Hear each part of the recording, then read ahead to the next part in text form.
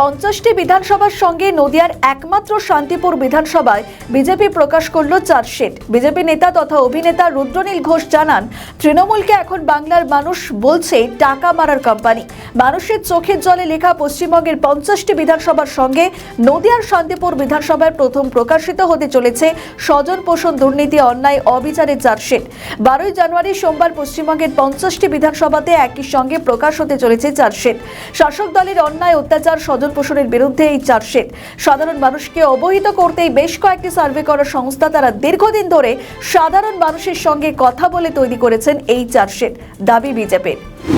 তৃণমূলকে পশ্চিমবঙ্গের মানুষ এখন স্পষ্টতই বলছে টাকা মারা কোম্পানি, টিএমসি।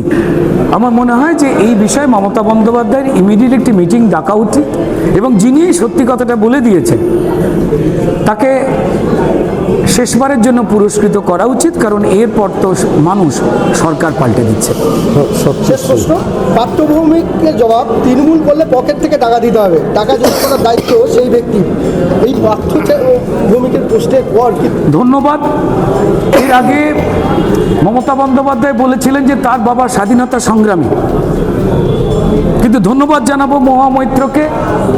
মমতা বন্দ্যোপাধ্যায়ের কথা যেমন তিনি মিথ্যে প্রমাণ করে দিয়ে বলেছিলেন মমতা বন্দ্যোপাধ্যায় বাঘের বাচ্চা, অর্থাৎ বাঘও মানুষের রক্ত খায় হিন্দু মুসলমান না দেখে, ঠিক তেমনই মমতা বন্দ্যোপাধ্যায়কে তিনি সেই ক্যাটাগরিতে ফেলে দিয়েছেন। ধন্যবাদ জানাই এবং তার সঙ্গে সঙ্গে পার্থ ভৌমিককে আবার ধন্যবাদ জানাই মহামৈত্রের মতো, যিনি প্রমাণ দিলেন যে পকেট থেকে টাকা আমরা করি ফাঁকা। পশ্চিমবঙ্গের মানুষকে বলবো যে পকেট সাবধানে রাখতে। পার্থ ভৌমিক বা তৃণমূলের যে কোনো রকম নেতাদের দেখলে আপনাদের টাকা মেরেই তাদের গলা শোনাচ্ছেন, তাদের বাড়ি গাড়ি তৈরি হচ্ছে, তার বলবার অপেক্ষা রাখে না।